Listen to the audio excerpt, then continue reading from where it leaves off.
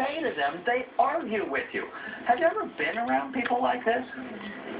Am I the only person? I mean, if you say it's a nice day today, I mean, something is innocuous, it's a nice day, immediately, oh, it's not that nice. It was nicer yesterday. They see too many errors. So they're always fault-finding. They're always noticing what's not right.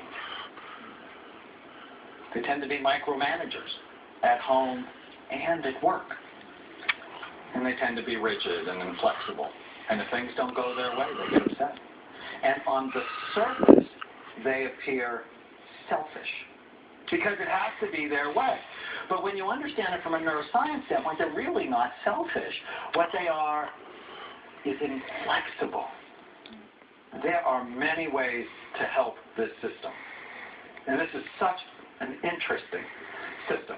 So the first thing, if you have this problem, and you notice you get a thought in your head more than 3 times, I want you to physically get up and go do something else.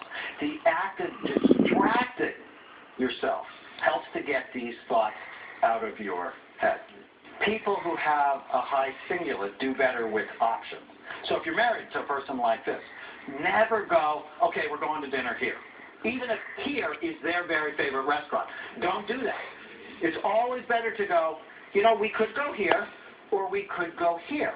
What would you like? And if you give them options, they do so much better. Not if you're Lily. Psychology. Now, reverse psychology does not work for everybody, but it really works with these people. So if you are living with a difficult cingulate person, a sneaky strategy that works is to ask them to do the opposite of what you want them to do. It's sort of like living with a 2-year-old.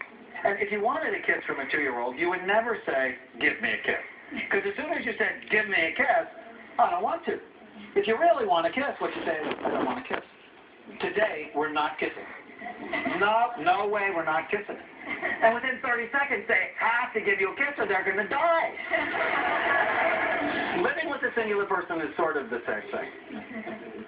And exercise. Exercise is amazing for this part of the brain because what exercise does is it boosts serotonin levels to the brain and it makes people more flexible. So if you're in a fight with a singular person, the best thing you can do is take them for a long walk. Now, for the first 15 minutes, don't talk about anything that's sensitive. After about 15 minutes, what you'll notice is they're just so much easier to get along with, and they're more likely to see your point.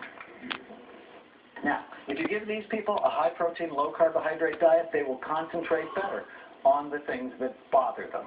But they get more irritable. The best diet for cingulate people is a higher carbohydrate, lower protein diet because things like bread and pasta are mood foods for them. Now, if needed, there are also certain natural supplements like 5-HTP or medications that help balance this part of the brain. I talk about them in the book. But what I want to do is I want to tell you about a story of a man who came up to see me at one of my lectures, and he said, Dr. Gilbert.